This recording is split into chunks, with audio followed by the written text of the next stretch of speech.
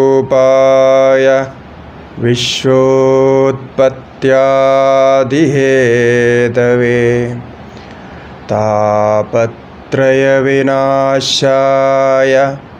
ശ്രീകൃഷ്ണായ വയം നമഃ. ശ്രീകൃഷ്ണായ വയം നമഃ.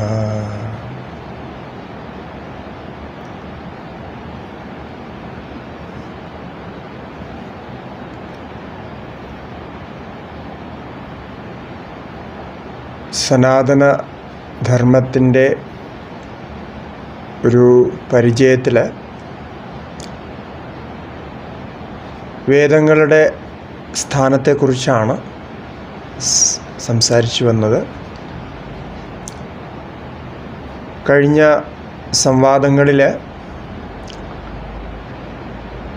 വേദത്തെ പരിചയപ്പെടുത്തുന്നതിൻ്റെ ഭാഗമായി എന്താണ് വേദം നമുക്ക് പഠിപ്പിച്ചു തരുന്നത്, വേദവും ജീവിതവുമായിട്ടുള്ള ബന്ധം,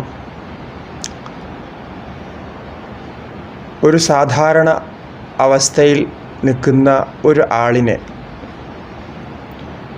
ഉയർത്തി ഏറ്റവും ഉത്തമമായ പരമപുരുഷാർത്ഥമെന്ന് നമ്മൾ പറയുന്ന മോക്ഷം വരെ എത്തിക്കുന്ന ആ ക്രമം വളരെ അദ്ഭുതമാണ്. ആർഷപരമ്പരയിൽ ആ ക്രമത്തെ പൂർണ്ണമാക്കാനാണ് ജീവിതം മെനഞ്ഞു വച്ചത്. അതിൽ വേദങ്ങളുടെ സ്വരൂപം പറയുമ്പോൾ വേദങ്ങൾ നാലായാണ്: ഋഗ്വേദം, സമവേദം, യജുർവേദം, അഥർവവേദം എന്നിങ്ങനെ. ഇത് നാലായി വിഭാജിച്ചതിൽ ഒരു പ്രത്യേക കാരണമുണ്ട്. ആ കാരണം അവയുടെ ലക്ഷണങ്ങളാണ്. ഇവിടെ വേദത്തിലെ ഓരോ വിഭാഗമെന്ന് പറയുമ്പോൾ ഒരു മന്ത്രം പല വേദത്തിലും വന്നിട്ടുണ്ട്. അതായത് ഉദാഹരണമായി പറഞ്ഞാൽ പുരുഷസൂക്തം ഋഗ്വേദത്തിലും യജുർവേദത്തിലും സാമവേദത്തിലും അഥർവവേദത്തിലും വന്നിട്ടുണ്ട്. പിന്നെ എങ്ങനെയാണ് ഈ 4 വിഭാഗങ്ങളായത് എന്നതിനെ നമ്മൾ സൂചിപ്പിച്ചിരുന്നു. ഈ വേദത്തിൻ്റെ ഓരോന്നിൻ്റെയും ലക്ഷണം മീമാംസയിലും അതുപോലെ വേദാംഗ ശാസ്ത്രങ്ങളിലും പ്രാതിശാഖ്യത്തിലൊക്കെ പറഞ്ഞ വിധം അവയുടെ ലക്ഷണമനുസരിച്ചാണ് ഈ വിഭാഗം വന്നിരിക്കുന്നത്. അപ്പോൾ ഒരു സമയത്ത് ഈ ലക്ഷണമനുസരിച്ചുള്ള വിഭാഗം തിരിച്ചറിയാൻ കഴിയാത്ത വിധം ചേർന്ന് പോയിരുന്നു എന്ന് നമ്മൾ മനസ്സിലാക്കണം. ആ ചേർന്ന് പോയതിനെ പ്രത്യേകമാക്കി കാണിക്കുകയാണ് ഭഗവാൻ വേദവ്യാസൻ ചെയ്തത്.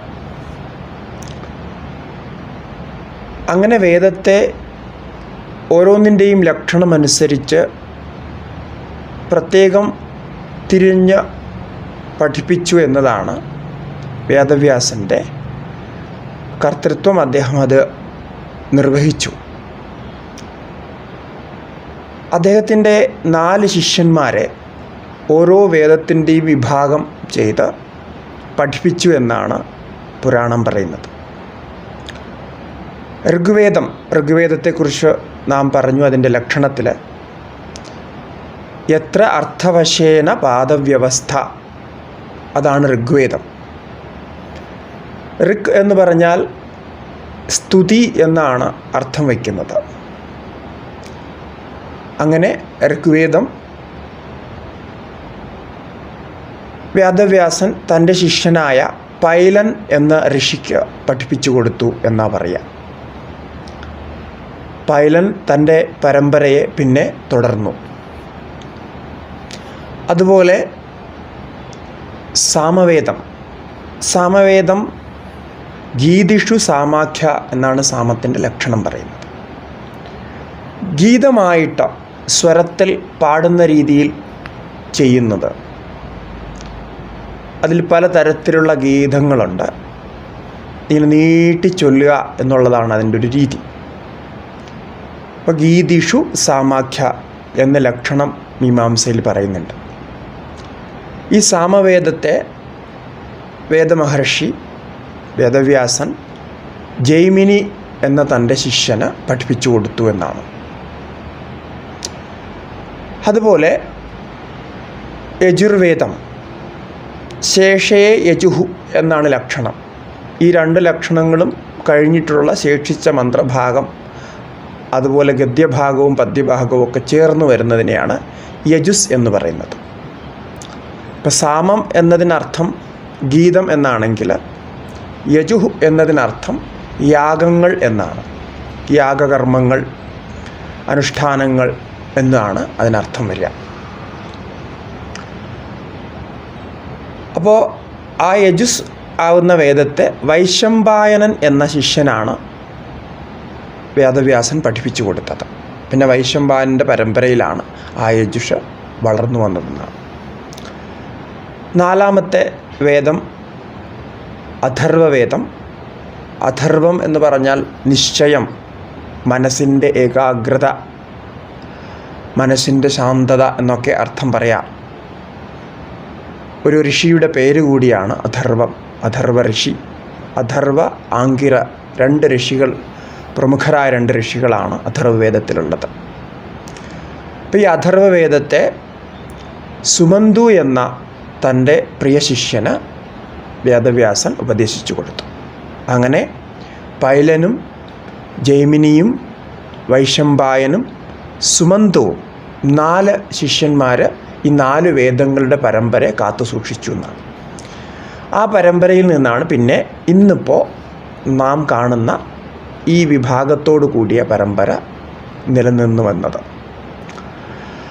അങ്ങനെ വേദത്തിൻ്റെ 4 വിഭാഗങ്ങൾ ഈ 4 തരം കർമ്മങ്ങളുമായിട്ട് ബന്ധപ്പെട്ടതാണ്. അതൊക്കെ നമ്മൾ വിശദീകരിക്കുന്നുണ്ട്. അതിൽ ഈ വേദത്തിൻ്റെ ഓരോ വിഭാഗത്തിലും മുൻപ് തന്നെ സൂചിപ്പിച്ചതുപോലെ 4 പുരുഷാർത്ഥങ്ങൾ സാധിക്കുന്ന കർമ്മങ്ങളെല്ലാം പറയപ്പെട്ടിട്ടുണ്ട്. ധർമ്മ, അർത്ഥ, കാമ, മോക്ഷങ്ങൾ. അതിൽ ധർമ്മവും അർത്ഥവും കാമവും ഇവയെ നമ്മൾ ലൗകികം, പാരലൗകികം എന്ന 2 വിഭാഗത്തിൽ പെടുത്താറുണ്ട്. ഈ ഐഹികമെന്ന് പറഞ്ഞാൽ ഈ ലോകത്ത് നമുക്ക് അനുഭവിക്കാൻ കഴിയുന്നത്. പാരലൗകികമെന്ന് പറഞ്ഞാൽ പരലോകത്ത് ഈ ശരീരാനന്തരം അനുഭവിക്കാൻ കഴിയുന്നത് എന്നർത്ഥം. 4ാമത്തെ പുരുഷാർത്ഥം മോക്ഷമാണ്. അപ്പം ഈ വിഭാഗം എങ്ങനെയാണ് വേദത്തിൽ വന്നിരിക്കുന്നതെന്ന് കൂടി അറിഞ്ഞിട്ട് പിന്നെ ഓരോ വേദത്തിൻ്റെയും വിഭാഗങ്ങളെ, ആന്തരിക വിഭാഗങ്ങളും ബാഹ്യ വിഭാഗങ്ങളും കാണാം. വേദത്തിൽ സംഹിതാഭാഗം എന്നൊരു വിഭാഗമുണ്ട്. അത് കഴിഞ്ഞാൽ ബ്രാഹ്മണ ഭാഗം, ആരണ്യഭാഗം, ഉപനിഷത് ഭാഗം എന്ന 4 വിഭാഗങ്ങളുണ്ട്. ഈ 4 വിഭാഗത്തിലും കർമ്മകാന്ഡം, ഉപാസനാകാന്ഡം, ജ്ഞാനകാന്ഡം എന്ന ആന്തരികമായ അർത്ഥ സംബന്ധമായി പറയുമ്പോൾ ഉള്ള വിഭാഗം പിന്നെയും പറയാം. അതിൽ സംഹിതാഭാഗം എന്ന് പറഞ്ഞാൽ സംഹിത എന്നതിന് സന്ധി എന്നാണ് അർത്ഥം, ചേർന്നിരിക്കുന്നത്. അപ്പോൾ സ്വരത്തിൽ മാത്രം ചൊല്ലി ഉച്ചരിച്ച് പ്രയോഗിക്കേണ്ടത് എന്ന അർത്ഥത്തിലാണ് സംഹിത വരുന്നത്. അപ്പോൾ ഇന്ന് നമ്മൾ വേദപാഠങ്ങളൊക്കെ കേൾക്കുന്നത്, വേദം ചൊല്ലുന്നത് കേൾക്കുന്നത്, ഓത്ത് ചൊല്ലുന്നത് കേൾക്കുന്നത് ഈ സംഹിതാഭാഗത്തിൻ്റെയാണ് പ്രധാനമായിട്ട്. അത് കഴിഞ്ഞാൽ ഈ സംഹിതാഭാഗം കർമ്മകാണ്ഡത്തിൻ്റെ തന്നെ ഭാഗമായി വരുന്നതാണ്. ആ സംഹിതാഭാഗത്തിൽ ചില ഉപനിഷത്തുക്കളുമുണ്ട്. ഇപ്പോൾ ഉദാഹരണത്തിന് പറഞ്ഞാൽ ഈശാവാസ്യ ഉപനിഷത്ത്, കഠോപനിഷത്തൊക്കെ ഈ സംഹിതാഭാഗത്തിൽ പെടുന്നതാണ്. വേദത്തിൻ്റെ സംഹിത എന്നൊരു ഭാഗം. അതിൽ സ്വരം വ്യവസ്ഥിതമായിരിക്കും, ഒരു ഛന്ദസ്സിൽ ആയിരിക്കും അത് പോകുന്നത്, ഋഷി ഛന്ദസ് ഇതൊക്കെ ഉണ്ടാകും. എല്ലാം ഒരു വളരെ ആധികാരികമായ രീതിയിൽ തന്നെ ഉപയോഗിക്കുന്നൊരു രീതിയാണ് അതിൽ പറയുന്നത്. അത് ചൊല്ലി തന്നെ പഠിക്കണം എന്ന് നമുക്ക് പറയാം. അത് കഴിഞ്ഞാൽ ബ്രാഹ്മണ ഭാഗം എന്ന് പറയുന്നത് പ്രായേണ ഗദ്യരൂപത്തിലാണ്. ഗദ്യരൂപത്തിലിരിക്കുന്ന ഭാഗമാണ് ബ്രാഹ്മണ ഭാഗം എന്ന് പറയുന്നത്. പ്രായേണ എന്ന് പറയാൻ കാരണം അതിനിടയ്ക്ക് ഗദ്യത്തിന് മധ്യത്തിലായി ചിലപ്പോൾ ശ്ലോകങ്ങളും സംഹിതയിലെ വാക്യങ്ങളുമൊക്കെ വരാറുണ്ട്. ബ്രാഹ്മണ ഭാഗ വേദത്തിൻ്റെ പ്രത്യേകത, ഇവിടെ ബ്രാഹ്മണം എന്ന് പറയുമ്പോൾ ബ്രാഹ്മണ ജാതിയെ അല്ല ഉദ്ദേശിക്കുന്നത്, വേദത്തിൻ്റെ ഒരു ഭാഗത്തിൻ്റെ പേരാണ്. ഈ ബ്രാഹ്മണ ഭാഗം സംഹിതാഭാഗത്തിൻ്റെ ഒരു വ്യാഖ്യാനം പോലെയാണ്. സംഹിതാഭാഗത്തിൽ സൂചനാത്മകമായിട്ടും രഹസ്യമായിട്ടും മന്ത്രങ്ങളിലൂടെ പറയപ്പെട്ട കാര്യങ്ങളെ വ്യാഖ്യാനിക്കുന്ന രീതി, അതിനെ തന്നെ അർത്ഥത്തോടു കൂടി പ്രയോഗം ചെയ്യുന്നത് എങ്ങനെയെന്നും മറ്റുമൊക്കെ വിവരിക്കുന്ന രീതിയാണ് ബ്രാഹ്മണ ഭാഗത്തിൽ വരുന്നത്. അതുകൊണ്ടാണ് അത് ഗദ്യഭാഗങ്ങളിൽ ഇരിക്കുന്നത്. അപ്പോൾ ഇന്ന് നമുക്ക് കിട്ടിയിട്ടുള്ള ഉപനിഷത്തുക്കളിൽ ഏറ്റവും പ്രസിദ്ധമായിട്ടുള്ള ഉപനിഷത്തുക്കളിൽ ഛാന്തോഗ്യോപനിഷത്ത്, ഐതരേയോപനിഷത്ത്, ഇതൊക്കെ ബ്രാഹ്മണ ഭാഗങ്ങളിൽ പെടുന്ന ഉപനിഷത്താണ്. വേദത്തിൻ്റെ അതത് ശാഖയുടെ ബ്രാഹ്മണ ഭാഗങ്ങൾ.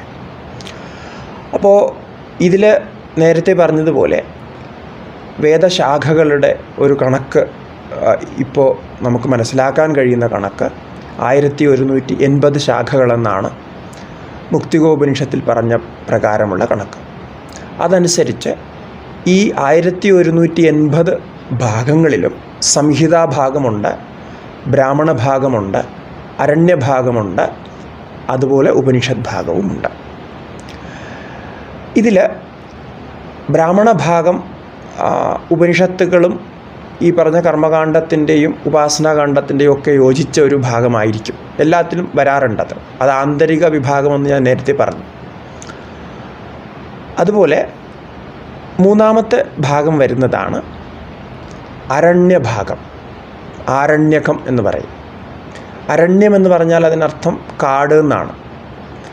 അപ്പോൾ കാട്ടിൽ ചൊല്ലേണ്ടത്, കാട്ടിലിരുന്ന് ചെയ്യേണ്ടത്, കാട്ടിൽ പോയതിന് ശേഷമുള്ളത് എന്നൊക്കെ അർത്ഥത്തിലാണ് ഈ ആരണ്യകമെന്ന് പറയപ്പെടുന്നത്.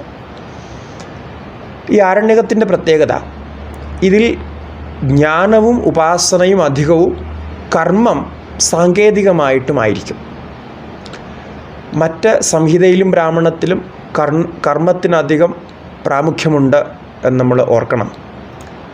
അരണ്യകത്തിൽ വരുമ്പോൾ കർമ്മം കുറയുകയും, അല്ലെങ്കിൽ കർമ്മം സാങ്കേതികമായി പറയുന്നു, കർമ്മത്തിലൂടെ ഉപാസനകൾ പറയുന്നു, ഉപാസനകൾക്ക് കൂടുതൽ പ്രാമുഖ്യം കിട്ടുന്നു.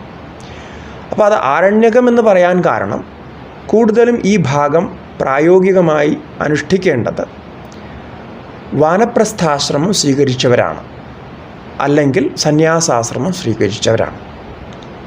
എന്നാൽ ഗൃഹസ്ഥാശ്രമത്തിലേക്കും ബ്രഹ്മചര്യത്തിലേക്കും വേണ്ട ഒന്നും അതിലില്ല എന്നല്ല, അതിനുള്ളതേക്കും ഉണ്ട്, അതിലുള്ള കാര്യങ്ങളും പറയപ്പെട്ടിട്ടുണ്ട്. എങ്കിലും അധികമായി അത് ആ സമയത്ത് ഉപദേശിക്കേണ്ടതാണ്. അപ്പോൾ ഒരു വേദഭാഗം അല്ലെങ്കിൽ വേദശാഖ അധ്യയനം ചെയ്യുന്ന ഒരു ബ്രഹ്മചാരി ഈ ഭാഗങ്ങളൊക്കെ പല അവസ്ഥകളിൽ അധ്യയനം ചെയ്തിരിക്കും. അതായത് സമയത്ത് വരുന്ന കർമ്മങ്ങൾ അനുഷ്ഠിക്കാൻ ഉതകുന്ന രീതിയിൽ തന്നെ അധ്യയനം ചെയ്യണം എന്നതാണല്ലോ ഒരു നിയമം. അതുകൊണ്ട് സംഹിതയുടെ ഭാഗം ബ്രഹ്മചര്യകാലത്തും പിന്നെ ബ്രാഹ്മണ ഭാഗങ്ങൾ കർമ്മങ്ങളൊക്കെ ചെയ്തു വരുന്ന അവസ്ഥയിലും ആയിട്ട് ഇപ്പോൾ ഗൃഹസ്ഥാശ്രമത്തിൽ, കാരണം ഗൃഹസ്ഥാശ്രമത്തിലാണ് നമ്മുടെ സനാതനധർമ്മത്തിൻ്റെ ഈ നിയമപ്രകാരം ഏറ്റവും കൂടുതൽ ആചരണങ്ങളുള്ളത്, കർമ്മപരമായിട്ടുള്ള നിയമങ്ങളൊക്കെ പാലിക്കേണ്ടത്. ഇപ്പോൾ ഷോഡശ സംസ്കാരങ്ങളായാലും അതുപോലെ നിത്യകർമ്മങ്ങളായാലും പരോപകാരത്തിന് വേണ്ടി ചെയ്യുന്ന കർമ്മങ്ങളായാലും ദേവന്മാർക്കും ഋഷികൾക്കും പിതൃക്കൾക്കും ചെയ്യുന്ന കർമ്മങ്ങളായാലും ഇതൊക്കെ അനുഷ്ഠിക്കേണ്ടത് ഗൃഹസ്ഥരാണ്. അപ്പോൾ അതുകൊണ്ട് ഈ ഭാഗത്തിൽ അത്തരം കർമ്മങ്ങളും വരാറുണ്ട്. അങ്ങനെ ബൃഹദാരണ്യകം പോലുള്ള ആരണ്യക ഗ്രന്ഥങ്ങൾ നമുക്ക് പ്രാപ്തമാണ്. എല്ലാ ശാഖയിലും ആരണ്യകമുണ്ട്. അതിൽ ഇപ്പോൾ നമുക്ക് കിട്ടിയിട്ടുള്ളതിൽ പ്രസിദ്ധമായ ആരണ്യക ഭാഗങ്ങൾ ബൃഹദാരണ്യകം പോലുള്ള ഗ്രന്ഥങ്ങളിൽ നമുക്ക് കാണാം. അത് കഴിഞ്ഞാൽ ആരണ്യകം കഴിഞ്ഞാൽ അവസാനം വരുന്ന ഭാഗമാണ് ഉപനിഷത്ത്. ഈ ഉപനിഷത്തിന് വേദാന്തം എന്ന് പറയും. വേദാന്തത്തിൻ്റെ അർത്ഥം കൊണ്ട് തന്നെ മനസ്സിലാക്കാം, വേദത്തിൻ്റെ അവസാന ഭാഗത്ത് വരുന്നത് എന്നർത്ഥം. അങ്ങനെ പറയാൻ കാരണം അത് അന്വർത്ഥമാണ്. എല്ലാ വേദത്തിൻ്റെയും അവസാന ഭാഗങ്ങളിലാണ് ഉപനിഷത്തുകൾ നമുക്ക് ലഭ്യമായിട്ടുള്ളത്. ഉദാഹരണമായി പറഞ്ഞാൽ, ഇപ്പോൾ ബൃഹദാരണ്യക ഉപനിഷത്ത്, ഇപ്പോൾ നമ്മൾ പേരെടുത്ത് പറഞ്ഞ ഉപനിഷത്ത്, ഇത് ശുക്ല യജുർവേദത്തിൻ്റെ ശതപഥ ബ്രാഹ്മണം എന്ന ഒരു വലിയ ഗ്രന്ഥമുണ്ട്. 100 അധ്യായങ്ങളോടുള്ള വലിയ ബ്രാഹ്മണ ഗ്രന്ഥമുണ്ട്. അതിൻ്റെ അവസാനത്തെ 6 അധ്യായങ്ങളാണ് ബൃഹദാരണ്യക ഉപനിഷത്ത്. അതുപോലെ ഈശാവാസ്യ ഉപനിഷത്ത് നമ്മൾ നോക്കുമ്പോൾ ശുക്ല യജുർവേദ സംഹിതാഭാഗത്തിൽ 40 അധ്യായങ്ങളുണ്ട്. അതിൽ 40ാമത്തെ അധ്യായമാണ് ഈ ഈശാവാസ്യ ഉപനിഷത്ത്. അങ്ങനെ കേനോപനിഷത്ത് സാമവേദത്തിൻ്റെ തലവകാര ശാഖീയ ബ്രാഹ്മണ ഭാഗത്ത് വരുന്ന അവസാന ഭാഗമാണ്. ഇങ്ങനെ ഛാന്തോഗ്യ ഉപനിഷത്ത് ഛാന്തോഗ്യ ബ്രാഹ്മണത്തിൻ്റെ അവസാന ഭാഗമാണ്. ഇങ്ങനെ ഓരോന്ന് നോക്കിയാലും അവസാന ഭാഗമായിട്ടാണ് നമുക്ക് ഉപനിഷത്തുക്കൾ കിട്ടിയിട്ടുള്ളത്. അതുകൊണ്ടാവണം അതിന് ഋഷികൾ വേദാന്തം എന്ന പേര് വന്നത്. കാരണം ഈ വേദാന്തം എന്നുള്ള ശബ്ദം ഉപനിഷത്തുക്കളിൽ തന്നെ മന്ത്രങ്ങളിൽ തന്നെ ഉപയോഗിച്ചിരിക്കുന്നു. വേദാന്ത വിജ്ഞാന സുനിശ്ചിതാർത്ഥ സന്യാസയോഗാദ്യതയ ശുദ്ധസത്വാഹ എന്നൊക്കെ വരുന്ന മന്ത്രത്തിൽ വേദാന്ത ശബ്ദം അങ്ങനെ പ്രയോഗിച്ചിട്ടുണ്ട്. അപ്പോൾ അതിൽ നിന്ന് വ്യക്തമാണ് ഇത് വേദത്തിൻ്റെ അവസാന ഭാഗം എന്ന് കാണിക്കാനാണ് വേദാന്തം എന്ന് പറഞ്ഞത്. ഇങ്ങനെ വേദത്തിൻ്റെ 4 വേദങ്ങളിൽ ഉള്ളിൽ വരുന്ന അർത്ഥത്തോടു കൂടിയ ഈ 4 വിഭാഗങ്ങൾ. അപ്പോൾ ഉപനിഷത്തുക്കളിൽ വരുമ്പോൾ കർമ്മകാണ്ഡം തീരെ ഇല്ല എന്ന് തന്നെ പറയാം. എവിടെയെങ്കിലും ഉപാസനയ്ക്ക് യോജിക്കുന്ന രീതിയിൽ ചില കർമ്മങ്ങളൊക്കെ പറയുന്നുണ്ട്. അല്ലെങ്കിൽ മാർഗം തെളിയിക്കാനായിട്ട് ഒന്ന് സ്പഷ്ടമാക്കാനായിട്ട് ചില ചെറിയ കർമ്മങ്ങളൊക്കെ വിധിച്ചിട്ടുണ്ടെങ്കിലും കർമ്മകാണ്ഡം അവസാനിക്കുന്നൊരു തലത്തിലാണ് ഉപനിഷത്ത് നിൽക്കുന്നത്. എന്നാൽ ഉപാസനകളും ജ്ഞാനവും, ജ്ഞാനത്തിൽ വേദാന്തമെന്ന് പറഞ്ഞാൽ അദ്വൈത ജ്ഞാനം, അതുപോലെയുള്ള ഉപാസനാ സംബന്ധമായിട്ടുള്ള ജ്ഞാനങ്ങളും ദേവതാജ്ഞാനം, അതുപോലെ നമുക്ക് നിത്യകർമ്മങ്ങളായിട്ട് ചെയ്യാൻ, നിത്യ ആചാരങ്ങളായിട്ട് ചെയ്യാൻ പറ്റുന്ന പല കാര്യങ്ങളും ഉപനിഷത്തുകളിൽ രഹസ്യമായിട്ട് പറയപ്പെട്ടിട്ടുണ്ട്. ഉപനിഷത്തിന് മറ്റൊരു അർത്ഥം കൂടി പറഞ്ഞു കേൾക്കുന്നുണ്ട്. ഭാഷ്യങ്ങളിലും അത് പറയാറുണ്ട്. രഹസ്യവിദ്യ. ഉപനിഷത്ത് ശബ്ദത്തിന് രഹസ്യവിദ്യ എന്നും അർത്ഥമുണ്ട്. ഗുരു തൻ്റെ ശിഷ്യന് നേരിട്ട് ഉപദേശിച്ചു കൊടുക്കുന്നത്, രഹസ്യമായി ഉപദേശിച്ചു കൊടുക്കുന്നത്. അതിൽ ഷതിൽ ധാതുവിൽ നിന്നാണ് ഉപനിഷത്ത് വന്നിരിക്കുന്നത്. അതിൽ അടുത്തിരിക്കുക, അടുത്തറിയുക, ഗതി എന്നൊക്കെയുള്ള അർത്ഥം ഷതിൽ ധാതുവിനുണ്ട്. അപ്പോൾ ആ അർത്ഥത്തിനോട് കൂടി ഉപനി എന്ന ഉപസർഗം ചേർത്താണ് ഈ ഉപനിഷത്ത് ശബ്ദം നമുക്ക് നിരൂപിക്കാൻ കഴിയുന്നത്. വിശരണഗത്യ അവസാദനേഷു എന്ന അർത്ഥത്തിൽ ഈ സതിൽ ധാതു പ്രയോഗിക്കുന്നുണ്ട്. അപ്പോൾ അതിൽ വരുന്ന അർത്ഥങ്ങൾ ജ്ഞാനത്തെ നശിപ്പിക്കുക, അജ്ഞാനത്തെ നശിപ്പിക്കുക, ജ്ഞാനത്തെ പ്രാപിക്കുക, ആത്മാവിനെ അറിയുവാൻ സഹായിക്കുക, ആത്മാവിനെ അടുത്തറിയുക എന്നൊക്കെ അർത്ഥങ്ങൾ ഇങ്ങനെ ആ ധാതുവിൻ്റെ അർത്ഥത്തിൽ കൂടി ചേർത്ത് പറയാറുണ്ട്. അപ്പോൾ ഇത് രഹസ്യമായി അറിയുക എന്നുള്ളത് കൊണ്ട് തന്നെ ഏകാന്തത്തിൽ ഗുരുകുലങ്ങളിൽ ഗുരു ശിഷ്യന് പറഞ്ഞു കൊടുത്തത് എന്ന അർത്ഥത്തിലാണ് അവിടെ അങ്ങനെ പറയപ്പെട്ടിട്ടുള്ളത്. ഇന്ന് നമുക്ക് ഉപനിഷത്തുക്കൾ ഭാഷ്യങ്ങളോടുകൂടി തന്നെ പ്രാപ്യമാണ്. ഭഗവാന്റെ ഈശ്വരൻ്റെ അനുഗ്രഹം കൊണ്ട്, വേദവ്യാസൻ്റെ അനുഗ്രഹം കൊണ്ട്, ഭഗവത്പാദ ശങ്കരാചാര്യ സ്വാമിജികളുടെയൊക്കെ അനുഗ്രഹം കൊണ്ട് ഉപനിഷത്തുക്കളുടെ അന്തരാർത്ഥം നമുക്ക് മനസ്സിലാക്കാൻ കഴിയുന്നുണ്ട്. അപ്പോൾ ഈ ഒരു വിഭാഗം നാം മനസ്സിലാക്കിയാൽ ഇനി ഈ വേദത്തിൻ്റെ വർഗീകരണത്തിൽ ആ വിഭാഗീയതയിൽ ഋഗ്വേദത്തെ ചൊല്ലി നമ്മൾ അല്പം പറഞ്ഞിരുന്നു. അപ്പോൾ പൈല ഋഷിയാണ് ഋഗ്വേദത്തെ സംരക്ഷിച്ചത്, വേദവ്യാസനിൽ നിന്നും സംരക്ഷിച്ചത്. അതിൽ ഋഗ്വേദത്തിൽ ശാഖകൾ, ഇപ്പോൾ കഴിഞ്ഞ ഇതിൽ നമ്മൾ ശാഖകളെക്കുറിച്ച് പറഞ്ഞിട്ടുണ്ട്. ഇപ്പോൾ ഓരോ വേദത്തിനും ശാഖകളുണ്ട്. അങ്ങനെയാണ് 1180 ശാഖകളെന്ന് നമ്മൾ പറയുന്നത്. ഇതിൽ ഇന്ന് 8 or 9 ശാഖകൾ മാത്രമാണ് ശേഷിച്ചിട്ടുള്ളത്. അപ്പോൾ എന്താണ് ഈ ശാഖകൾ? ശാഖകളെന്ന് പറഞ്ഞാൽ വേദത്തിനെ ചൊല്ലുന്ന രീതിയാണ്. വേദം ചൊല്ലുന്ന ആ ഒരു രീതി, അതിൻ്റെ ബാഹ്യമായ ആചാരങ്ങൾ, ആന്തരികമായ ഒന്നിനും മാറ്റം വരുന്നില്ല. പക്ഷെ ബാഹ്യമായ ആചാരങ്ങൾക്ക് ദേശകാല അവസ്ഥകൾക്കനുസരിച്ച് മാറ്റം ഉണ്ടായിട്ടുണ്ട്. ആ മാറ്റം ഉൾക്കൊണ്ടുകൊണ്ടാണ് ഈ ശാഖകൾ ഉണ്ടായിരിക്കുന്നത്. അപ്പോൾ അതിൽ ഒരു വേദത്തെ തന്നെ പല രീതിയിൽ ചൊല്ലുന്ന രീതി, ഇപ്പോൾ ഋഗ്വേദം തന്നെ നമ്മുടെ ദക്ഷിണത്തിൽ ചൊല്ലുന്നത് മറ്റൊരു രീതിയിലാണ്. അത് കഴിഞ്ഞ് ഉത്തരേന്ത്യയിലേക്ക് വന്നു കഴിഞ്ഞാൽ അവിടെ മറ്റൊരു രീതിയിലാണ്. മധ്യഭാഗത്ത് കുറച്ച് അല്പം വേറൊരു രീതിയിലാണ്. അപ്പോൾ സ്വരത്തിന് ഏറെക്കുറെ സാമ്യത ഉണ്ടെങ്കിലും ചില പ്രത്യേക വ്യത്യാസങ്ങൾ പറയാറുണ്ട്. അതാണ് ശാഖ ആയിട്ട് പിരിയുന്നതിന് കാരണം. അപ്പോൾ ഇങ്ങനെ പാരമ്പരികമായി വന്ന ശാഖകളനുസരിച്ചാണ് ഈ വേദം ചൊല്ലി പഠിക്കുന്നവർ കേട്ട് പഠിക്കേണ്ടത്, അവരുടെ പരമ്പരയിൽ വന്ന ശാഖ അനുസരിച്ച്. അങ്ങനെ ഋഗ്വേദത്തിന് 21 ശാഖകളുണ്ടായിരുന്നു എന്നാണ് കണക്കാക്കപ്പെടുന്നത്. അതിൽ കേവലം 2 ശാഖയോ മറ്റോ ആണ് ഇപ്പോൾ നിലവിലുള്ളത്. അപ്പോൾ അതിൽ ഋഗ്വേദ സംഹിതയിൽ ശാകലം, ബാഷ്കലം, അശ്വലായനം എന്ന ശാഖയുടെ പേരുകൾ ഓരോ ഋഷികളുടെ പേരിലാണ് ഇതൊക്കെ വന്നിരിക്കുന്നത്. ഈ ഋഗ്വേദ ഗ്രന്ഥം വളരെ വ്യവസ്ഥിതമായിട്ടാണ് പറഞ്ഞിരിക്കുന്നത്. അത് ഒന്ന് നമ്മൾ വിശേഷിച്ചറിയേണ്ട ഒരു കാര്യമാണ് ഇവിടെ. ഈ വേദത്തിൻ്റെ മന്ത്രങ്ങളും അതിൻ്റെ പദങ്ങളും അക്ഷരങ്ങൾ സഹിതം നിശ്ചിതമായി വ്യവസ്ഥാപിതമാണ്. ഇത് ഞാൻ എടുത്തു പറയാൻ കാരണം, നമ്മുടെ നാട്ടിലൊക്കെ അല്ലെങ്കിൽ പലപ്പോഴും നമ്മളൊക്കെ കേട്ടിട്ടുള്ള ഒരു കാര്യമാണ്, വേദത്തിൽ പലതും കൂട്ടിച്ചേർത്തു, പലതും അവരവരുടെ സ്വാർത്ഥതയ്ക്ക് വേണ്ടി വേദത്തിൽ എഴുതി ചേർത്തു, ഇങ്ങനെയൊക്കെ പറയാറുണ്ട്. വേദത്തെ അതിൻ്റെ ഭേദങ്ങൾ വച്ച് അതിനെ മാറ്റി അവർക്ക് വേണ്ട രീതിയിൽ ഒക്കെ ചെയ്തു എന്നൊക്കെ ഉള്ള കാര്യങ്ങൾ ആരോപിക്കാറുണ്ട്. അത് ശരിക്കു പറഞ്ഞാൽ വേദത്തിൻ്റെ പാരമ്പര്യം ഒട്ടും തന്നെ മനസ്സിലാക്കാത്തവരാണ് അങ്ങനെ പറയുന്നത്. വേദം എന്ന് പറയുന്ന നേരത്തെ ഞാൻ 2ാമത്തെയോ 3ാമത്തെയോ സംവാദത്തിൽ ഞാൻ വ്യക്തമായി പറഞ്ഞിരുന്നു. വേദം എന്ന് പറയുന്നത് പുസ്തകത്തിൽ പ്രിൻ്റ് ചെയ്ത ഗ്രന്ഥത്തെ അല്ല നമ്മൾ വേദമെന്ന് പറയുന്നത്. പുസ്തകത്തിൽ പ്രിൻ്റ് ചെയ്തത് അതിൻ്റെ ഒരു സങ്കേതം മാത്രമാണ്. അതിലൂടെ വേദം ഇന്നതാണ് എന്ന് നമുക്ക് മനസ്സിലാക്കാം, അത്രയേ ഉള്ളൂ. വേദം ശ്രുതിയാണ്, പരമ്പരയിൽ ചൊല്ലി പഠിക്കുന്ന രീതിയാണ്.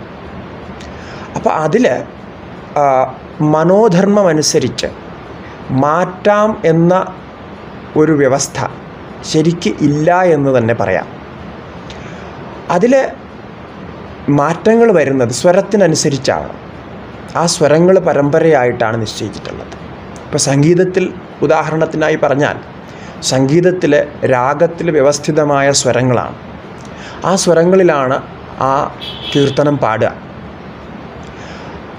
പക്ഷേ അവിടെ സംഗീതം ആലപിക്കുന്ന ആളിന് വേണമെങ്കിൽ അദ്ദേഹത്തിൻ്റെ ചെറിയ മനോധർമ്മങ്ങൾ അതിൽ ചേർക്കാം. പക്ഷേ ആ മനോധർമ്മങ്ങൾ ചേർക്കുന്നതിന് വ്യവസ്ഥയുണ്ട്. ഒരു നിയമമനുസരിച്ച് രാഗത്തിൽ നിന്ന് മാറിപ്പോകാതെ വേണമെങ്കിൽ മനോധർമ്മങ്ങളിൽ അതിൽ ചേർക്കാവുന്നതാണ്. പക്ഷേ വേദത്തിൻ്റെ കാര്യത്തിൽ അത്തരം മനോധർമ്മങ്ങൾ ഇല്ല എന്ന് തന്നെ പറയണം. അതിന് കാരണം ഇപ്പോൾ ഋഗ്വേദത്തെ ഉദാഹരണമായി പറഞ്ഞാൽ, ഋഗ്വേദത്തിൽ എത്ര പദങ്ങളുണ്ട്, എത്ര അക്ഷരങ്ങളുണ്ട്, എത്ര സൂക്തങ്ങളുണ്ട്, എത്ര മന്ത്രങ്ങളുണ്ട്, ഇതെല്ലാം വളരെ ചിട്ടയോടുകൂടി എണ്ണിത്തിട്ടപ്പെടുത്തി വേദശാഖകളിലും പ്രാതിശാഖ്യങ്ങളിലും തന്നെ പറഞ്ഞിരിക്കുന്നു. ഇപ്പോൾ ശതപഥ ബ്രാഹ്മണം പോലുള്ള ഗ്രന്ഥങ്ങളിൽ, ബ്രാഹ്മണ ഗ്രന്ഥങ്ങളിൽ ഇത് വ്യക്തമായി സൂചിപ്പിച്ചിട്ടുണ്ട്. പലതിൻ്റെയും കണക്കുകൾ വ്യക്തമായി പറയുന്നുണ്ട്. അതിൽ ഋഗ്വേദത്തിൽ പദത്തിൻ്റെ സംഖ്യ 1,93,816 ഇത്രയാണ് പദങ്ങളുള്ളത്. അതുപോലെ അക്ഷരങ്ങളാണെങ്കിൽ 3,97,265, അതായത് 4 ലക്ഷം അക്ഷരങ്ങൾ. ഇത്രയും വ്യവസ്ഥിതമാണത്. അപ്പോൾ അതിൽ ഈ പറഞ്ഞ അക്ഷരങ്ങളും പദങ്ങളും, ഈ പദങ്ങൾ തമ്മിൽ ചേരുന്നതിനെയാണ് നമ്മൾ സംഹിത എന്ന് പറയുന്നത്. അപ്പോൾ പദങ്ങളും ഇതൊക്കെ സ്വരബദ്ധമായിട്ട് വ്യവസ്ഥിതമാണ്. 13 പ്രകാരത്തിലുള്ള സ്വരങ്ങളുണ്ട്. അതിൽ 3 സ്വരങ്ങൾ മുഖ്യമാണ്: ഉദാത്ത, അനുദാത്തം, സ്വരിതം എന്നുള്ളത്. അത് കഴിഞ്ഞാൽ അതിൻ്റെ വേരിയേഷൻസ് ആയിട്ട് സ്വരങ്ങളുണ്ട്, ഓരോ ശാഖയിലനുസരിച്ചുള്ള സ്വരബദ്ധമായിട്ടുള്ളതുണ്ട്. അപ്പോൾ ഈ സ്വരത്തിൽ ഇത് ചൊല്ലുന്നത്, ആ സ്വരത്തിൽ ആ പദങ്ങൾ വരുമ്പോഴേ അങ്ങനെ ചൊല്ലാൻ കഴിയുള്ളൂ. ഏത് പദത്തിന് ഏത് സ്വരം, അതിന് മുൻസ്വരം, പിൻസ്വരം, മാത്രാസ്വരം എന്നൊക്കെ ഒരുപാട് നിയമങ്ങളുണ്ട്. വളരെ കോംപ്ലിക്കേറ്റഡ് ആയിട്ടുള്ള, വളരെ ജടിലമായ നിയമങ്ങളാണത്. അത് സാധാരണ ഒരു ആളിനോ അല്ലെങ്കിൽ ഒരു പണ്ഡിതനോ അല്ലെങ്കിൽ കുറേ പണ്ഡിതന്മാർ ചേർന്നോ ഒരിക്കലും അങ്ങനെ മാറ്റാൻ പറ്റില്ല. അതിന് വ്യാകരണമുണ്ട്. അപ്പോൾ ആരെങ്കിലും അങ്ങനെ മാറ്റി ചൊല്ലിയാൽ തന്നെ വ്യാകരണം അതിന് സമ്മതിക്കില്ല. കാരണം വ്യാകരണത്തിൽ നേരത്തെ സ്വരവ്യവസ്ഥ ഇന്ന അക്ഷരങ്ങൾക്ക് ഇന്ന രീതിയിലെന്ന് പറഞ്ഞിട്ടുണ്ട്. പിന്നെ അതതിൻ്റെ ശാഖ, ഓരോ ശാഖയിലും വരുന്ന ശിക്ഷാഗ്രന്ഥങ്ങളുണ്ട്. ഇപ്പോൾ പാണിനീയ ശിക്ഷ എന്ന് പറയുന്ന ഒരു ഗ്രന്ഥമാണ്. അത് ശിക്ഷാഗ്രന്ഥങ്ങൾ വേദാംഗത്തിൽ വരുന്നതാണ്. വേദാംഗത്തെ സംസാരിക്കുമ്പോൾ നമ്മളതിനെക്കുറിച്ച് പറയുന്നുണ്ടാവും. അപ്പോൾ വേദാംഗങ്ങളിൽ ആണിത് തിട്ടപ്പെടുത്തിയിരിക്കുന്നത്. അപ്പോൾ ഒരാൾക്ക് സ്വയം സ്വരം വച്ച് അല്ലെങ്കിൽ ഒരു പുതിയ പദം അതിൽ ചേർത്ത് ചൊല്ലണമെന്ന് പറഞ്ഞാൽ ഒരിക്കലും അത് ഈ വ്യവസ്ഥയിൽ സാധ്യമല്ല. അങ്ങനെ ചൊല്ലിയാൽ അതിനെ വേദമായിട്ട് വേദം കേൾക്കുന്നവരും വേദം പഠിക്കുന്നവരും അംഗീകരിക്കില്ല. സാമാന്യ ബുദ്ധിയിൽ നമ്മൾ നോക്കുമ്പോൾ ഒരു മനുഷ്യൻ അങ്ങനെ ചെയ്യാം. പക്ഷേ ഇതാരാണോ പഠിക്കുന്നത്, അവർ നിയമമനുസരിച്ച് പഠിക്കുന്നവർക്ക് ആ നിയമം അങ്ങനെ ഉണ്ടാക്കി വച്ചിരിക്കുന്നതായിട്ട് അറിയാൻ കഴിയും. അപ്പോൾ യഥാർത്ഥമായിട്ട് വേദം ചൊല്ലി പഠിച്ചു വന്ന ആ വേദപാഠികളായിട്ടുള്ള ആൾക്കാരോട് ചോദിച്ചാൽ അവർക്കറിയാം ഇതെങ്ങനെയാണ് വേദം കൈകാര്യം ചെയ്യേണ്ടത്. അല്ലാതെ ഊഹാപോഹങ്ങൾ വെച്ച് കൈകാര്യം ചെയ്യേണ്ട ഒരു കാര്യമല്ല ഈ വേദം. വേദത്തിൽ അങ്ങനെ സാധ്യമല്ല. അതങ്ങനെ അത്രയും വ്യവസ്ഥിതമായതുകൊണ്ടാണ് സാധ്യമല്ലാത്തത്. ഇപ്പോൾ ഇന്ന് തന്നെ സംഗീതത്തിനെ കുറിച്ച് പറഞ്ഞാൽ, കർണാടക സംഗീതത്തിൻ്റെ നിശ്ചിതമായിട്ടുള്ള കീർത്തനങ്ങൾ എങ്ങനെയാണോ 200 വർഷം മുമ്പ് പാടിയിട്ടുണ്ടായിരുന്നത് അങ്ങനെ തന്നെ പാടണമെന്നാണ് അവർ കൽപ്പിച്ചിരിക്കുന്നത്. അങ്ങനെ പാടിക്കൊള്ളണം. അല്ലാതെ പാടുന്ന രീതിയെ അവർ അംഗീകരിക്കുന്നില്ല. അതിൻ്റെ മാർഗമായി കണക്കാക്കുന്നില്ല. അപ്പോൾ അത് സംബന്ധിച്ച് നമുക്ക് വേദത്തിൻ്റെ രീതിയിലും മനസ്സിലാക്കാവുന്നതാണ്. ഇതിനെക്കുറിച്ച് ഇനിയും വരുന്ന സന്ദർഭങ്ങളിൽ നമ്മൾ പറയുന്നുണ്ടാകും. അപ്പോൾ ഈ ഋഗ്വേദത്തിൻ്റെ ഒരു ആകാരം മനസ്സിലാക്കാൻ നമുക്ക് പറയാം. ഈ ഋഗ്വേദത്തെ പറയുന്ന ഇത്രയും സൂക്തങ്ങളും അക്ഷരങ്ങളും ഒക്കെ ചേർത്ത ആ ഒരു ഋഗ്വേദത്തിൻ്റെ ഇതിൽ പറയുന്ന ഋക്കുകളുടെ എണ്ണം പറയുകയാണെങ്കിൽ 10,627 ഋക്കുകളാണ് ഋഗ്വേദത്തിലുള്ളത്. ഈ 10,627 ഋക്കുകളെ 8 അഷ്ടകങ്ങളായി തിരിച്ചിട്ടുണ്ട് വിഭാഗത്തിൽ. അതുപോലെ അതിൻ്റെ ഉള്ളിൽ അധ്യായങ്ങളായി തിരിച്ചിട്ടുണ്ട്. പിന്നെ അതിൽ വർഗങ്ങൾ, മണ്ഡലങ്ങൾ, അനുവാകങ്ങൾ, സൂക്തങ്ങൾ, പിന്നെ മന്ത്രങ്ങൾ, ഇങ്ങനെ വരുന്ന വിഭാഗങ്ങൾ അതിൽ ചെയ്തിട്ടുണ്ട്. അപ്പോൾ അതിൽ 10 മണ്ഡലങ്ങളാണ് ഈ പറഞ്ഞ ഇത്രയും ഋക്കുകൾ അതിൽ വരുന്നുണ്ട്. ആ വിഭാഗമനുസരിച്ച് വ്യവസ്ഥിതമാക്കിയിരിക്കുക. ഇതിൽ ഋഗ്വേദത്തിൻ്റെ ഒരു വിഷയം എന്താണ്, അതിൻ്റെ ഋഗ്വേദത്തിൽ പറയുന്ന കാര്യങ്ങളെന്ന് ചോദിച്ചാൽ ദേവതാസ്തുതികളാണ് ഋക്കുകൾ പ്രധാനമായും.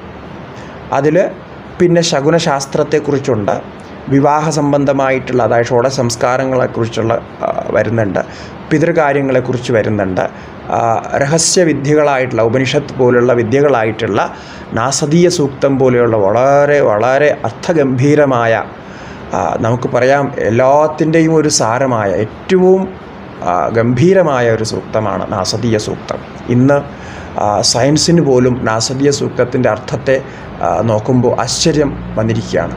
കാരണം അത്രയും വ്യാപകമായ രീതിയിലാണ് ഈ പ്രപഞ്ചത്തിൻ്റെ സൃഷ്ടിയെക്കുറിച്ചും നാസദാസീദ് ന സദാസീദ് എന്ന് പറഞ്ഞ് തുടങ്ങുന്ന ആ സൂക്തത്തിൽ വിവരിച്ചിരിക്കുന്നത്. ഇത് വളരെ പ്രസിദ്ധമാണ്.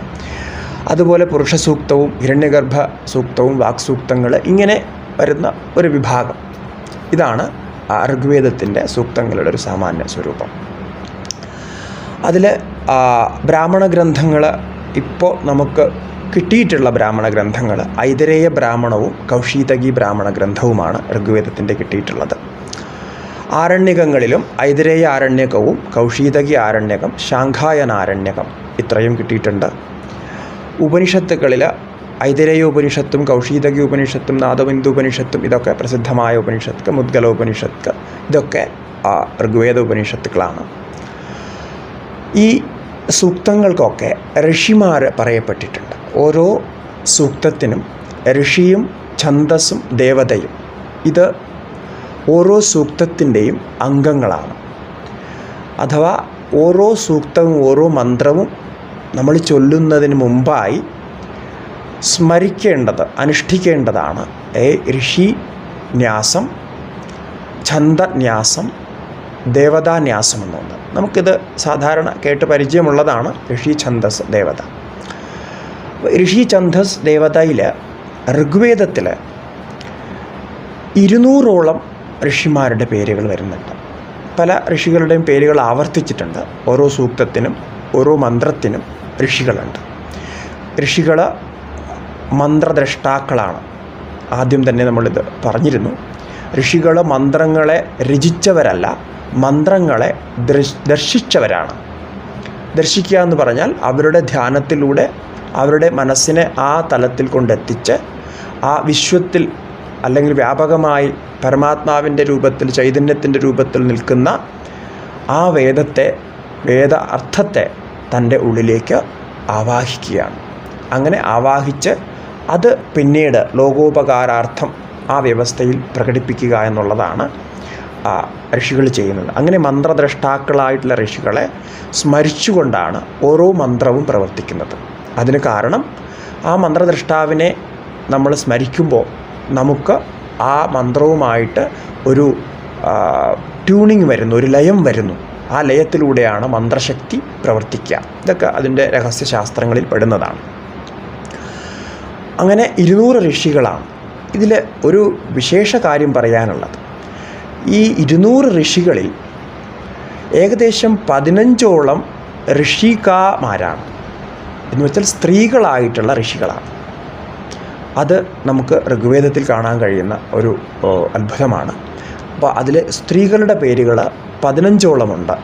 അത്രയും ഋഷികൾ അതിൽ തന്നെ ആവർത്തിച്ചിട്ടുമുണ്ട്. ആ ഋഷികളുടെ പേരുകൾ, ഋഷികാമാരുടെ പേരുകൾ. അങ്ങനെ 200ഓളം ഋഷികൾ ഇതിലുണ്ട്. പിന്നെ ഉപവേദത്തിനെ കുറിച്ച് നമ്മൾ പറഞ്ഞിരുന്നു, ആയുർവേദം. പിന്നെ യാഗകർമ്മങ്ങളിൽ ഈ ഋഗ്വേദം പ്രയോഗിക്കുന്ന ഋഗ്വേദ കർത്താവായിട്ടുള്ള യാഗത്തിലെ ഋത്വിക്കിനെ, പൂജാരിയെ, സാധാരണ വലിയ യാഗങ്ങളിലൊക്കെ 16 പേരാണ് ഉണ്ടാവുക. ഷോഡശ ഋത്വിക് 16 പേരുണ്ടാകും. ഈ 16 പേരിൽ പ്രധാനിയാണ് ഹോതാവ് എന്ന ഋത്വിക്. ഇപ്പോൾ ഹോതാവ് ഋഗ്വേദി ആയിരിക്കും.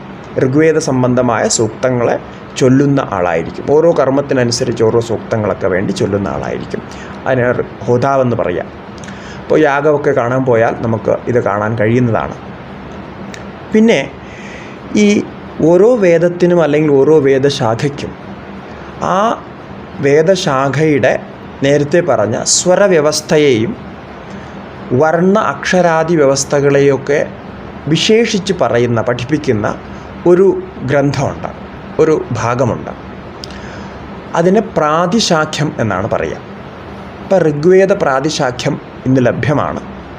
അതുപോലെ തൈത്തരീയ പ്രാതിശാഖ്യമൊക്കെ ലഭ്യമാണ്. ഇത് ശരിക്കും പറഞ്ഞു കഴിഞ്ഞാൽ ലാംഗ്വേജിൻ്റെ, ഭാഷയുടെ ഒരു വളരെ സൂക്ഷ്മമായ ഗവേഷണമാണ് അതിലുള്ളത്. അക്ഷരങ്ങളുടെ സ്ഫുടത, അതിനെ എങ്ങനെ അതിനെ പ്രയോഗിക്കണം, സ്വരങ്ങൾ മാറിപ്പോകാതിരിക്കാൻ പാലിക്കേണ്ട നിയമങ്ങൾ, ഇങ്ങനെ വളരെ വളരെ ഗഹനമായിട്ട് പഠിപ്പിക്കുന്ന ഒരു ഗ്രന്ഥമാണ് പ്രാതിശാഖ്യം. അതിൻ്റെ ഗഹനത കൊണ്ടും ഗംഭീരത കൊണ്ടും തന്നെ ഇത് അധികം പ്രസിദ്ധമല്ല. ഇത് അറിയുന്നവരും പഠിപ്പിക്കുന്നവരും തന്നെ വളരെ ചുരുക്കം എന്ന് തന്നെ പറയാം. അങ്ങനെ ഋഗ്വേദ പ്രാതിശാഖ്യമുണ്ട്. ഈ പ്രാതിശാഖ്യത്തിലൂടെയാണ് വേദം വ്യവസ്ഥിതമായിട്ട് നമുക്ക് പ്രയോഗിക്കാൻ കഴിയുക. ഇപ്പോൾ എവിടെയെങ്കിലും സംശയം വന്നാൽ പ്രാതിശാഖ്യം നോക്കിയാണ് ആ സംശയം ദൂരീകരിക്കുക. ഈ ഋഗ്വേദത്തിൻ്റെ മൂലമന്ത്രങ്ങൾക്ക് ഭാഷ്യങ്ങൾ എഴുതിയിട്ടുണ്ട്. മൂലമന്ത്രങ്ങളുടെ അർത്ഥം മനസ്സിലാക്കാൻ മന്ത്രങ്ങൾ ചൊല്ലുമ്പോൾ 2 വിധമുണ്ട്. ഒന്ന്, അർത്ഥമറിഞ്ഞും മന്ത്രം ചൊല്ലാം, അർത്ഥമറിയാതെയും മന്ത്രം ചൊല്ലാം. അർത്ഥമറിയാതെ ചൊല്ലിയാലും ഫലമുണ്ടാകില്ല എന്നില്ല. കാരണം ആ വേദമന്ത്രത്തിൻ്റെ ശക്തി കൊണ്ട് ഫലമുണ്ടാകും. എന്നാൽ അർത്ഥമറിഞ്ഞാണ് ചൊല്ലുന്നതെങ്കിൽ, പ്രയോഗിക്കുന്നതെങ്കിൽ അതിന് 10 മടങ്ങ് ഫലം ഏറും. അതിന് കാരണം നമ്മുടെ മനസ്സിൽ അതിനൊരു ഭാവമുണ്ടാകും. ആ ഭാവം നമുക്ക് ജ്ഞാനത്തിലേക്ക് എത്താൻ സഹായിക്കുമെന്നതാണ് എന്ന് കരുതണം. അങ്ങനെ വേദമന്ത്രങ്ങളുടെ അർത്ഥം ഭാഷ്യങ്ങളായി രചിക്കപ്പെട്ടിട്ടുണ്ട്. അതിൽ സായണാചാര്യൻ്റെ ഭാഷ്യമാണ് ഇന്ന് ഏറ്റവും പ്രസിദ്ധമായിട്ടുള്ളത്. ഈ 3 വേദങ്ങൾക്കും ശുക്ല യജുർവേദത്തിന് ഉദ്വടൻ്റെയും ഭാഷ്യം പറയപ്പെട്ടിട്ടുണ്ട്. മഹീധരനും ഉദ്വടനുമാണ് ശുക്ല യജുർവേദത്തിന് എഴുതിയിട്ടുള്ളത്. അപ്പോൾ ഇതാണ് വേദത്തിൻ്റെ ഋഗ്വേദത്തെക്കുറിച്ച ഒരു പരിചയം. ഇതുപോലെ നമ്മൾ യജുർവേദം എടുക്കുകയാണെങ്കിൽ യജുർവേദത്തിൽ ശാഖകൾ 109 പറയപ്പെടുന്നത്. അതിൽ വിഷയം നമുക്ക് വളരെ പ്രസിദ്ധമായിട്ടുള്ള ശ്രീരുദ്രം, ചമകം, അതുപോലെ പുരുഷസൂക്തം, ഇങ്ങനെയൊക്കെ അതിൽ വരുന്ന വിഷയങ്ങളുണ്ട്. അത്തരം മന്ത്രങ്ങൾ അതിലുണ്ട്. ഈ യജുർവേദത്തിൻ്റെ ഒരു പ്രത്യേകത, യജുർവേദത്തിന് 2 വിഭാഗമുണ്ട്. ഇന്നും വളരെ പ്രസിദ്ധമായ 2 വിഭാഗങ്ങളാണത്. കൃഷ്ണ യജുർവേദമെന്നും ശുക്ല യജുർവേദമെന്നും. നേരത്തെ നമ്മൾ പറഞ്ഞിരുന്നത് ഭഗവാൻ വേദവ്യാസൻ്റെ ശിഷ്യരിൽ വൈശമ്പായന ഋഷി എന്ന ഋഷിയാണ് യജുർവേദത്തെ സംരക്ഷിച്ചത്. അത് കഴിഞ്ഞ് വൈശമ്പായന ഋഷിയിൽ നിന്ന് തന്നെയാണ് പിന്നെ ഇത് 2ആയിട്ട് പിരിയുന്നത്. അതിൽ ശുക്ല യജുർവേദമാണ് വൈശമ്പായന പരമ്പരയിൽ വന്നത്. കൃഷ്ണ യജുർവേദമാണ് വൈശമ്പായന പരമ്പരയിൽ വന്നത്. ശുക്ല യജുർവേദം വൈശമ്പായന ഋഷിയുടെ ഒരു കാലത്തെ ശിഷ്യനായിരുന്ന യാജ്ഞവൽക്യ ഋഷിയുടെ പരമ്പരയിലാണ് വരുന്നത്. കൃഷ്ണ യജുർവേദം എന്നതിന് കൃഷ്ണം എന്ന് പറഞ്ഞാൽ കറുപ്പ് എന്നാണ് സാധാരണ അർത്ഥം. മേഘവർണം കൃഷ്ണൻ എന്ന് നമുക്കറിയാം. അതിന് കൃഷ്ണ യജുർവേദം എന്ന് പറയാൻ കാരണം ഈ വേദത്തിൽ അത് കറുത്ത വേദം അല്ലെങ്കിൽ കറുത്തവരുടെ വേദം എന്നൊങ്ങനെ അർത്ഥത്തിലൊന്നും അല്ലാതെ കൃഷ്ണമെന്ന് പറയുന്നത് ഈ വേദത്തിൽ മൂല യജുർവേദ മന്ത്രങ്ങളും നേരത്തെ പറഞ്ഞ ആരണ്യഭാഗങ്ങളും ഗദ്യപദ്യ രൂപത്തിൽ മിശ്രിതമായിരിക്കുന്നു. അതാണ് ഈ കൃഷ്ണ യജുർവേദത്തിൻ്റെ ഒരു പ്രത്യേകത. അതുകൊണ്ടാണ് അതിനെ കൃഷ്ണ യജുർവേദമെന്ന് പറയുന്നത്. ഒരു നേരത്തെ വിഭാഗം ചെയ്തുവെങ്കിലും പിന്നീട് വന്ന ഒരു മിശ്രണം അതിൻ്റെ അകത്ത് ഉണ്ട്. ആ യജുർവേദത്തിലെ ഗദ്യപദ്യങ്ങൾ മിശ്രിതമാണ്. അതോടൊപ്പം തന്നെ ചില ആരണ്യഭാഗവാക്യങ്ങൾ ഇങ്ങനെയൊക്കെ അതിൽ മിശ്രിതമായിട്ട് വരുന്നുണ്ട്. ശുക്ല യജുർവേദം, ശുക്ലം എന്ന് പറഞ്ഞാൽ ശുദ്ധം എന്നർത്ഥം, ശുദ്ധമായത്. അപ്പോൾ അതിൽ സംഹിതാഭാഗത്തിൻ്റെ രൂപത്തിലും ബ്രാഹ്മണഭാഗത്തിൻ്റെ രൂപത്തിലും തന്നെ സ്പഷ്ടമായി ലഭിക്കുന്നു എന്നതാണ് ശുക്ല യജുർവേദവും കൃഷ്ണ യജുർവേദവും സ്വരൂപാൽ പറയുന്ന വ്യത്യാസം നമുക്ക് കാണാവുന്നത്.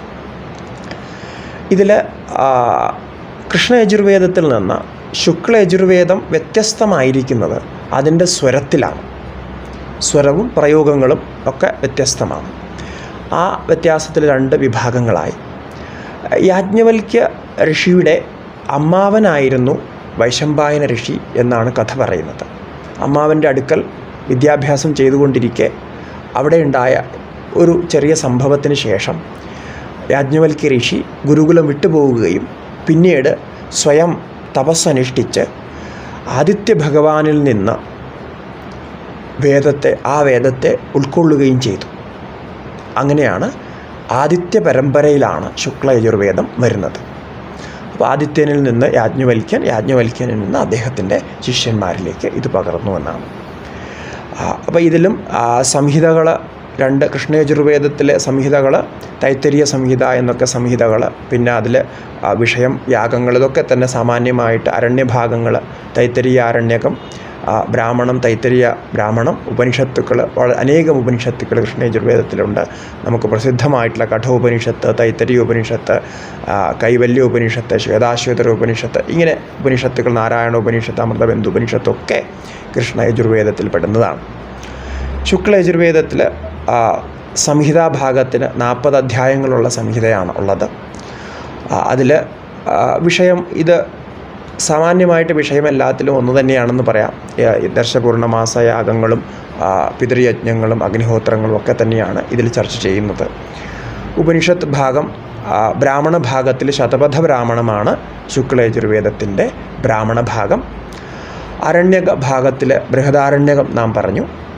അതിൽ തന്നെ ഉപനിഷത്തുക്കളിൽ വരുമ്പോൾ ഈശാവാസ്യ ഉപനിഷത്ത്, ബൃഹദാരണ്യക ഉപനിഷത്ത്, ജാബാല ഉപനിഷത്ത്, ഹംസോപനിഷത്ത്, ഇങ്ങനെയുള്ള ഉപനിഷത്തുക്കൾ നമുക്ക് ശുക്ലയജുർവേദത്തിൻ്റെ ഭാഗമായി കിട്ടിയിട്ടുണ്ട്. ഇതൊക്കെ ഇന്നുണ്ട്. ഇന്നിപ്പോൾ പ്രസിദ്ധമായിട്ടുള്ള ഉപനിഷത്തുക്കളിൽ 280ഓളം ഉപനിഷത്തുക്കൾ അത് ഇന്ന് പ്രസിദ്ധമായിട്ടുണ്ട്. അതിൽ കുറേ ശാക്തേയോപനിഷത്തുക്കളും വൈഷ്ണവോപനിഷത്തുക്കളും ഒഴികെയാക്കിയാൽ 112ഓളം ഉപനിഷത്തുക്കൾ ഈ വേദസംബന്ധമായിട്ട് പറയപ്പെടുന്നവയുണ്ട്.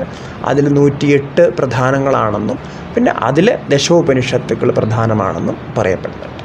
ഇങ്ങനെയാണ് യജുർവേദത്തെ മനസ്സിലാക്കുന്നത്. ഇതുപോലെ സാമവേദത്തിൽ വരുമ്പോൾ സാമവേദത്തിൻ്റെ ഋഷി ജൈമിനിയാണ്. നേരത്തെ നമ്മൾ പറഞ്ഞിരുന്നു, ജൈമിനി മഹർഷിയാണ് സാമവേദത്തിൻ്റെ ഋഷി.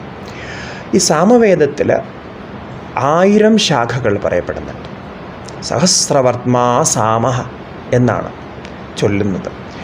1000 ശാഖകളുണ്ടായിരുന്നു എന്നാണ്. ആ 1000 ശാഖകളിൽ ഇന്ന് നമുക്ക് കിട്ടിയിട്ടുള്ളതിൽ രായണായനീയം, കൗധൂമിയം, ജൈമിനീയം, തലവകാരം എന്നൊക്കെ പറയുന്ന ശാഖകളുണ്ട്. പിന്നെ വിഷയം അതൊക്കെ തന്നെയാണ്. പക്ഷേ ഇതിൽ വിഷയത്തിൽ എല്ലാത്തിലും പ്രത്യേകത എന്ന് പറഞ്ഞാൽ ഋഗ്വേദത്തിലെ മന്ത്രങ്ങളും യജുർവേദത്തിൽ വരുന്ന മന്ത്രങ്ങളുമൊക്കെ ആലാപന രീതിയിൽ ചൊല്ലുന്നതാണ് സാമത്തിൻ്റെ പ്രത്യേകത. അതിൽ ഊഹഗാനം, ഊഹ്യഗാനം എന്നൊക്കെ പറയുന്ന പലതരത്തിലുള്ള ബൃഹത് സാമ, രഥന്തര സാമ എന്നൊക്കെ പേരിലുള്ള സാമഗാനങ്ങളുണ്ട്. ഇതൊക്കെ ഓരോന്നും ചൊല്ലുന്നതിൻ്റെ രീതി അനുസരിച്ചിട്ടാണ് അത് മാറുന്നത്. സാമവേദത്തിൻ്റെ ബ്രാഹ്മണ ഭാഗങ്ങളായിട്ട് താണ്ഡ്യബ്രാഹ്മണം, ജൈമിനീയ ബ്രാഹ്മണം, ആർഷേയ ബ്രാഹ്മണം, ഷഡ്വിംശ ബ്രാഹ്മണം, സാമവിധാന ബ്രാഹ്മണം എന്നൊക്കെ പേരിൽ ബ്രാഹ്മണ ഗ്രന്ഥങ്ങൾ ലഭ്യമാണ്. ആരണ്യകത്തിൽ ഛാന്തോഗ്യാരണ്യകവും ജൈമിനീയ ആരണ്യകവും നമുക്ക് കിട്ടിയിട്ടുണ്ട്. ഉപനിഷത്തുക്കളിൽ നമുക്ക് പ്രസിദ്ധമായ ഉപനിഷത്തുക്കളിൽ കേനം, ഛാന്തോഗ്യം, ആരുണി, മൈത്രായണി, മൈത്രേയി, വജ്രസൂചിക എന്നൊക്കെ ഉപനിഷത്തുക്കൾ സാമവേദത്തിൻ്റെ ഭാഗമായി വരുന്നവയാണ്. അത് കഴിഞ്ഞാൽ അഥർവവേദത്തെക്കുറിച്ച് പറയും. ഈ അഥർവവേദം സാമാന്യേന എൻ്റെ സ്വരൂപത്തിൽ പറയുമ്പോൾ ഋഗ്വേദത്തിലും യജുർവേദത്തിലും സാമവേദത്തിലും വന്ന കർമ്മങ്ങളുടെ പ്രായശ്ചിത്ത വിധികളാണ്. ഇപ്പോൾ നമുക്കിന്ന് മന്ത്രം എന്ന ഭാഗങ്ങളൊക്കെ കിട്ടിയിരിക്കുന്നതും അതിലുള്ള ചില പ്രയോഗവിധികളുടെയൊക്കെ മൂലം തേടിപ്പോയാൽ നമുക്ക് അഥർവവേദത്തിലെത്താം. അഥർവവേദത്തിൽ നിന്ന് വന്നതാണ് അതിൻ്റെ. ഇപ്പോൾ ജ്യോതിഷത്തിൻ്റെ ചില ഭാഗങ്ങൾ അതിൽ വരുന്നുണ്ട്. ഇങ്ങനെയൊക്കെ ചേർന്നതാണ് അഥർവവേദം.